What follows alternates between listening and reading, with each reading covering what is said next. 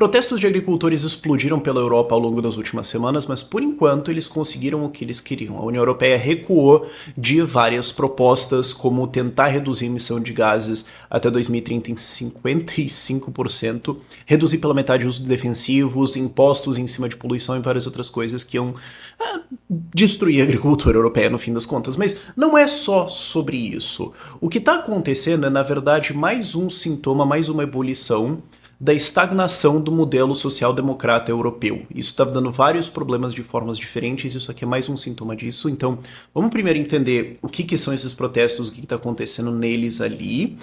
Por que a União Europeia recuou? E isso tem muito mais a ver com o crescimento da direita na Europa do que a pauta dos agricultores, algumas coisas assim.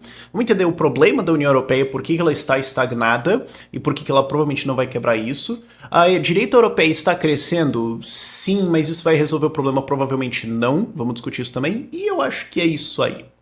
Vamos lá. Primeiro, ao longo das últimas semanas, vários países, a França, Alemanha, Espanha, teve Itália, Romênia, Polônia, onde mais? Que eu lembro de cabeça foi isso, Hungria, vários países desses tiveram protestos de agricultores. Trator na rua, para tudo, pneu para fechar o negócio, para toda a cidade, um monte de coisa, limitando direitinho a vida das pessoas e tudo mais. E algumas que você olha e fala, agora eu fiquei com inveja, cara. Eles estavam distribuindo esterco em cima de prédios do governo. Vamos colocar assim. O que faz a gente também pensar um pouco... Será que o Brasil não ficou um pouco para trás no movimento da liberdade como um todo? Porque assim, a gente, em 2016, 17, 18, crescendo, tal, uau, né? 19 também. Aí agora a gente tem Milei na Argentina. Já vou falar da Dinamarca também, tem umas coisas legais ali. Sabe como? Você tem Próspera tendo uma cidade privada, você tem os caras na Europa jogando esterco em prédios do governo e a gente tá aqui meio... Eu queria estar jogando esterco no prédio do governo. Eu queria. E como eu falei no começo, isso se deve a várias medidas que a União Europeia está tomando para tentar reduzir emissões, para tentar sustentabilidade, todas essas coisas. E elas estão pegando muito pesadamente agro por causa de diesel, por causa de emissões de gases por causa de animais, se bem que isso aí é altamente discutível. Isso também está pegando fazendeiros por causa de várias outras burocracias e restrições que são muito extensas para a gente entrar aqui. E pelo fato de que o agro europeu já não é muito competitivo, porque você tem salários muito altos e a coisa não consegue competir muito bem com outros países. Por exemplo, eles estão reclamando da entrada de grãos muito baratos da Ucrânia. O que mostra que esse pessoal não é liberdade, não é livre mercado, eles não são liberais, eles são protecionistas. Inclusive, esse é um dos motivos de que o acordo do Brasil com a União Europeia foi torpedeado. Simplesmente fazendeiros franceses não querem que o Brasil tenha facilidade de comércio com a União Europeia porque eles não querem competir com a gente. Porque a gente é mais competitivo em agro do que eles. Então, você já tinha um setor econômico que já estava amassado e que agora tomou muito mais porradas por causa dessa ideia toda de vamos derrubar toda a poluição, esquecendo que desenvolvimento humano e produzir alimentos vai gerar poluição. Oi. Agora, o que é importante entender aqui é que a União Europeia não recuou porque o agro fez bons argumentos e a manifestação. Não, eles ficaram com medo do resultado eleitoral disso aqui. Em 2023, na Holanda, isso aconteceu. Teve, de novo, essa ideia de vamos reduzir fazendas, vamos mandar fechar fazenda, fazer um monte de coisa. Mas eles estavam pagando para fechar fazenda. Estavam indo atrás dos agricultores. Agricultores ficaram extremamente putaços, fizeram essa mesma coisa, trator na rua, jogar esterco nos prédios do governo, protestos pesados, e o governo não cedeu. O que eles fizeram? Eles falaram, é? Então tá. Se organizaram e fizeram um partido dos agricultores. E aí você tem um grupo eleitoral altamente motivado a defender a sua existência, disperso pelos interiores. Nas eleições municipais de março de 2023, na Holanda, eles levaram 19% dos votos, o partido mais votado da Holanda. Você vai tentar usar o Estado para destruir a minha existência? A gente vai entrar na máquina e parar vocês vão fazer o quê? E depois, no fim do ano, novembro de 2023, também tem eleições, a gente vai fazer a mesma coisa. E no fim das contas, o que aconteceu foi uma vitória muito grande da direita da Holanda, que é o partido do Geert Wilders, que eu não gosto muito completamente dele, eu prefiro ele mais do que a esquerda, mas não é um cara que eu sou fã, tem várias coisas ali que eu discordo, mas não interessa. O fato é que essa revolta como um todo foi capitalizada pela direita, eles conseguiram uma vitória muito importante, foram um partido mais votado no que foi considerado uma zebrada, mas ainda assim, enfim, interessa. E até agora a Holanda não conseguiu formar um governo, porque parlamentarismo você tem que fazer uma colisão de partidos, eles não conseguiram fazer isso ainda, mas o fato é, a direita conseguiu captar isso muito bem. E vai ter eleição na França. Tem eleições constantes na Alemanha e a direita está crescendo. Em vários países a direita está crescendo. Então a União Europeia, o centro e a esquerda olharam para isso e falaram, cara, nós só estamos dando munição para a esquerda, para a direita. Só estamos dando munição para esse pessoal de direita chegar nesses fazendeiros, dizer que eles vão resolver e tudo mais, pegar isso, tirar nós do governo. O que é bom e ruim, porque boa parte da direita europeia não é liberal. Eu sei que você pode estar pensando assim, a esquerda vai perder, o Macron vai se ferrar. Não, sim, a gente 100% tem que comemorar o Macron se ferrar. A Le Pen é alguma coisa que minimamente presta? Não. Não. Economicamente ela é uma nulidade. Em termos de defesa de liberdade ela é praticamente uma nulidade. Ela tem a vantagem de ser aprazivelmente menos burra do que a esquerda. Agora, ela tem as ideias e a capacidade para mudar significativamente o que a França vai ser? Não, e não tem nem discussão. Mas como eu falei lá no começo, isso é sobre essa ebulição da falha da social-democracia europeia. Vamos dar um passinho para trás. O que aconteceu desde, largamente a Segunda Guerra Mundial? O Estado europeu cresceu muito, várias políticas de bem-estar social, várias políticas de impostos, tentaram impostos em grandes fortunas, não deu certo, retiraram, mas ainda assim a esquerda no Brasil jura que vai dar certo, porque tá bom que a França não conseguiu fazer isso, a Suécia não conseguiu fazer isso, mas o Brasil vai 100% conseguir taxar os ricos. Mas enfim, eles cresceram muito o Estado e regularam bastante as coisas. E a existência da União Europeia, embora tenha um efeito positivo de evitar conflitos entre os países, torna eles mais próximos e reduz a possibilidade de uma guerra, e existe um incentivo para países como a Estônia, Letônia e Lituânia entrarem, porque Rússia, no geral, ela teve um saldo ruim porque ela também colocou muito mais burocracia, muito mais regulação, muito mais coordenação entre os estados, ao invés de competição entre os estados. Isso é, quem que vai ser quem mais atrai negócios. E também virou um sistema muito de subsídio, onde países mais desenvolvidos subsidiam países menos desenvolvidos. Então, países menos desenvolvidos não precisam confrontar os erros deles e não sofrem tantas consequências de políticas intervencionistas, enquanto países que são mais livres e, portanto, mais desenvolvidos são atrasados por ter que financiar esses países menos desenvolvidos. Então, você tem um problema.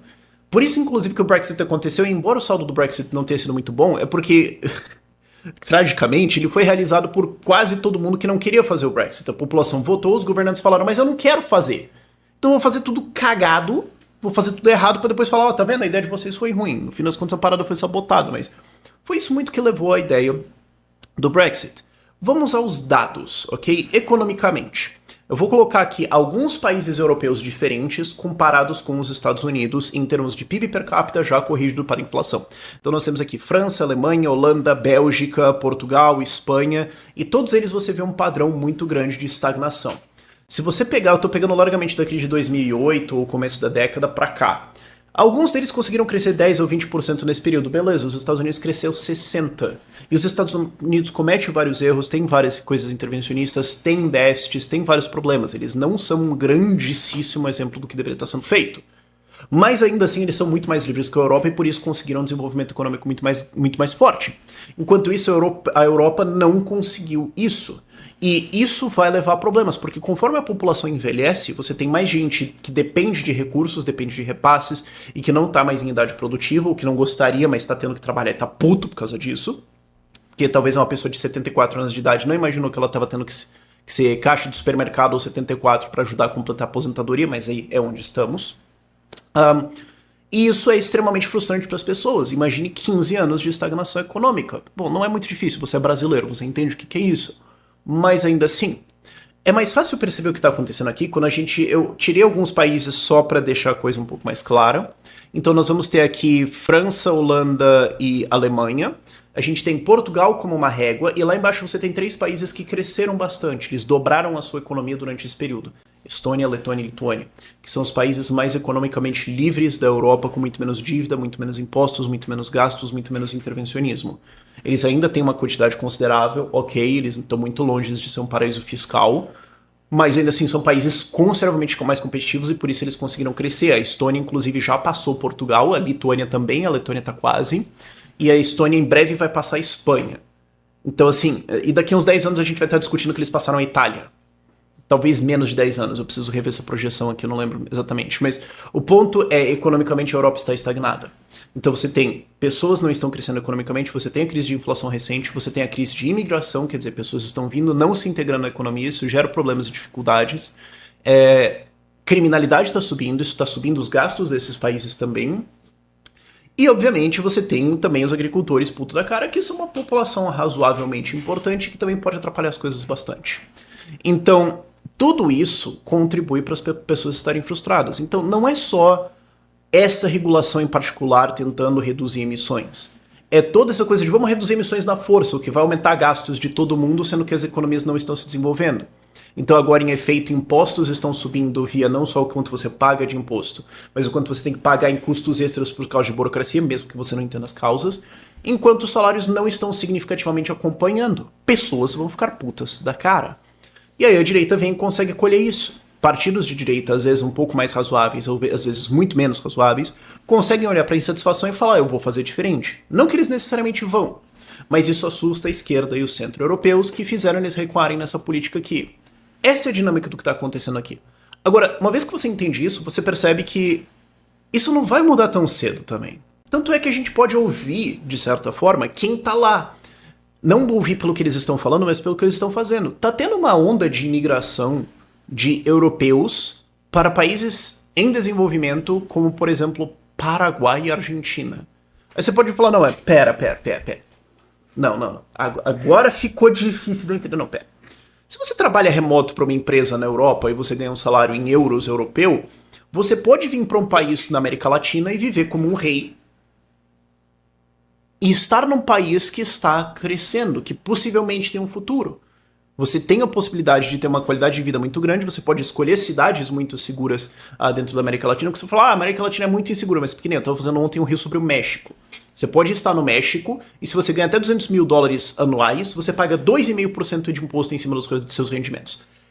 Um francês paga 48%.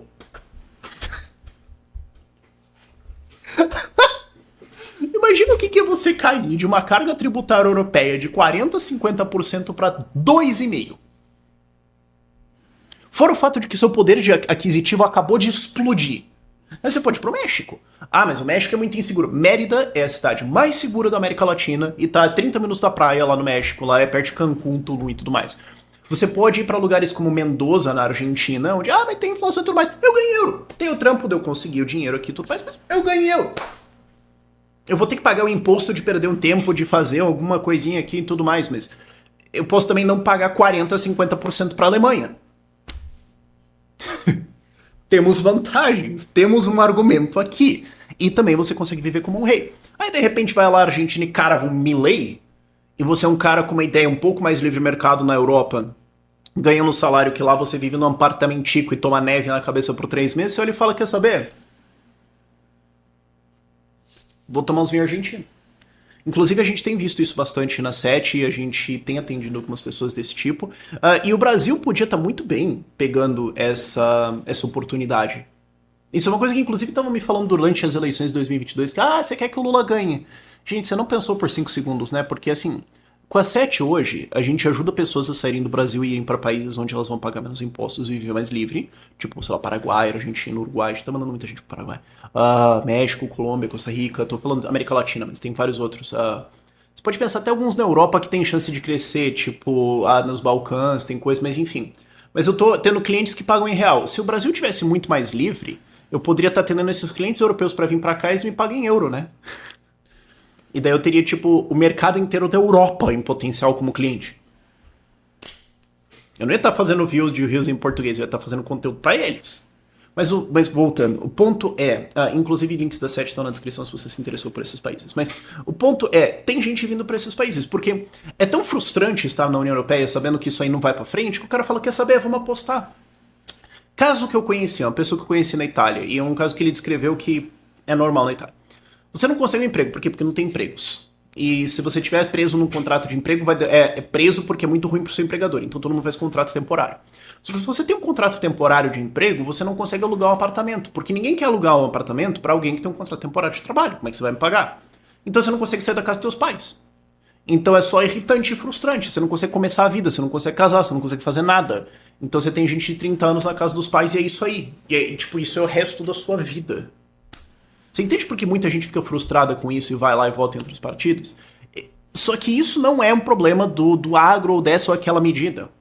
É de toda essa estrutura burocrática de Europa que me leva ao próximo ponto: a direita não vai mudar isso. Eu sei que você pode estar pensando agora, mas pelo menos vai subir a direita lá e tudo mais, e vai dar uma... Vai ser menos pior, vamos combinar que vai ser menos pior. Eles vão abrir para livre mercado na Europa? Não. É só ver que várias das demandas dos agricultores, como eu falei, são protecionistas. Os caras não querem livre comércio com o Brasil. Os caras querem que fechem a entrada de grãos ucranianos porque isso está reduzindo os preços. Então você vai agradar uma pequena parcela da população para subir os preços de alimentos para todo mundo. Se você olhar várias demandas da direita europeia, os caras são nacionalistas, os caras são corporativistas, os caras têm várias coisas de intervencionismo e protecionismo, porque eles também são anti-mercado. Tá bom, você tem alguns grupos que são um pouquinho melhores, ok? Por exemplo, o novo partido lá do Nigel Farage, lá, que ele saiu do UKIP e fez o outro lá no Reino Unido, ok, eles são bem razoáveis. Agora sim, o AfD, bicho, a Le Pen, não tem alguma coisa ali aproveitável. Desculpa. Então o que pode muito bem acontecer é a população ficar presa nesse pêndulo. Olhando com um olhar de 20 anos aí, pode ser que isso gere uma nova onda de direita, você tenha vários novos governos de direita na Europa, eles entram, continuam gastando tudo, continuam mantendo vários subsídios e várias pensões e várias coisas, vocês podem até tirar migração, tirar alguma coisa aqui e tudo mais, mas... Você vê eles defendendo uma coisa vagamente Javier Milei? Não. Você não vê esse tipo de coisa. Eles vêm, fazem isso, falham, ou de repente tem uma quebradeira, cai na mão deles e volta à esquerda e explode tudo de novo. Esse é o pêndulo que eles estão presos. Qual que é a resposta para isso? A resposta é... Lembra lá dos países que eu falei que estão crescendo, Estônia, Letônia e Lituânia, que ainda são países com considerável regulação, que ainda são países com considerável carga tributária. A carga tributária da Estônia é um pouquinho mais baixa que a do Brasil. Não é, pô, Arábia Saudita, aliás, não é Emirados Árabes, que é 0% de imposto de renda, não existe. Não é países com uma taxa muito reduzida, não. Mas ainda assim eles são significativamente mais livres que o resto da Europa e conseguem crescer. Ainda assim eles conseguem integrar imigrantes, ainda assim eles não atraem essa imigração ilegal parasitária que só está indo lá para receber benefício, porque eles não têm isso na estrutura econômica deles. Eles não têm que ficar pagando para quem está pendurado lá. Eles precisam ir nessa direção. Obviamente, seria muito melhor se eles fossem uma direção full libertária. Mas no mínimo você precisa de uma profunda reforma. Isso pode acontecer? Aí você pode falar, não, mas Rafael, então acabou. É sempre de onde você menos imagina. Lembra do Felipe Neto usando a Dinamarca como um exemplo de um país onde o socialismo deu certo? Pois bem, na Dinamarca, e se eu te falar que tem um partido lá que é basicamente o novo, ele se chama Aliança Liberal, e é liberais e libertários juntos ali falando, cara, só tem soça nesse negócio, vamos brigar depois? Vamos juntar todo mundo, vamos lá, tá bom, tá bom. Eles estão em segundo lugar nas pesquisas, com 16%. Eles têm quase 10% do parlamento da Dinamarca. Eles têm um prefeito. Ok, eles têm um prefeito. Se você fizer a regra de 3 ali, é perto de Copenhague, a cidade. Bota uma mapinha aí, Dom. Eles têm um prefeito que, na proporção, é uma cidade equivalente a Joinville perante a Dinamarca ali. E eles estão crescendo. Eu descobri isso na LibertyCon, que eu fui lá em Washington, o pessoal estava falando disso, eu falei, Dinamarca? Sério? E isso meio que acaba com a desculpa do pessoal, certo? Porque vários de vocês podem ter essa inclinação, e eu tenho ela às vezes, de falar assim, não, mas a Europa, tudo essa mentalidade social-democrata já acabou, já era, não tem o que fazer, esse pessoal aí já tem o socialismo no sangue, porque fatalmente o Estado vai... Primeiro, esse fatalismo não funciona porque a gente já consegue ver que essa empurrada dos fazendeiros conseguiu conter essa expansão estatal. Então precisa se organizar, precisa participar. O fato de que os holandeses se organizaram e conseguiram ganhar algumas eleições municipais foi o suficiente para assustar os caras. Então quando alguém vier falar assim, ah, mas eleição municipal não importa pra nada, volte com essa história, cara. Porque tá aqui o fato. Claro, muita gente vai falar, não, mas aquilo é diferente, mas enfim. Quem usa esse argumento não tem nem o que rebater, né? Porque o cara vai tirar todos os exemplos porque não é nada que ele é a exata perfeição que ele gostaria. Mas isso também mostra que é o poder de lideranças. Ninguém esperava que na Argentina a gente conseguisse um presidente libertário, ainda assim tá lá o Javier Milei. Por quê? Porque o cara é bom. Sim, fim, simples, é isso. Por que os caras na Dinamarca conseguiram? Porque os caras são bons. Você tem que entender como explicar as ideias de liberdade para as pessoas e trazer elas. Vai ter alguma coisa que elas se importam mais, vai ter alguma coisa que você abre a porta e você vai expandindo com o tempo. Você não vai fazer isso em 10 anos, você não vai fazer isso em 5 anos. Mas o pessoal tá trabalhando lá uns 10, 15, assim como a gente aqui no Brasil, e estão colhendo resultados agora. Então é possível, precisa plantar agora, pra gente colher depois, mas a gente consegue ver que isso dá resultado. Tem alguns poucos países que são exemplos disso, mas outros que estão começando a seguir nisso. E é isso que me dá a esperança de pensar daqui 10, 15 anos onde que a gente tá vendo isso, onde que a gente pode estar com isso. Eu não acho que vai ser. Eu não acho que tem o que a gente possa fazer com França ou Alemanha, alguma coisa assim. Mas, por exemplo, na República Tcheca tem um grande movimento de liberdade lá. Vários outros países desses podem emergir e, como eu sempre falo, você só precisa de algumas ilhas de liberdade onde as pessoas vão. Isso tende a ser o suficiente para sustentar a humanidade ao longo das coisas. Então eu não fico desesperado com isso, mas eu prefiro usar essa história como um exemplo de que é possível sim levar essas ideias adiante. Eu não sei o que vai acontecer da Europa daqui para frente. A dinâmica que nós temos aí tá dada, é essa, você tem essa estagnação indo em direção de colapso desse estado social-democrata deles, você tem os sistemas de saúde indo mal, você tem os problemas de pensão indo mal, você tem problemas imobiliários, porque você tem muita regulação que impede construção e depois você tem a pressão da imigração, essas coisas eles não vão resolver rápido. Então vai piorar antes de melhorar. Agora, isso dá uma janela de oportunidade pra gente chegar com ideias de liberdade. Isso vai acontecer em vários lugares do mundo. A questão é quem vai chegar lá pra isso. A gente não pode controlar o que tá acontecendo na França, mas eu acho que fica a lição disso tudo aqui pro Brasil. A gente tem muito potencial aí e a gente consegue ver alguns países conseguindo resultados onde a gente menos esperaria. Então, espero que no mínimo isso sirva de motivação pra você. Vamos ver o que vai ser dessas eleições na Europa ao longo desse ano. Por esse vídeo é isso. E desculpa se teve um barulho de bate-estaca ao longo do fundo aqui do vídeo, mas é a vida.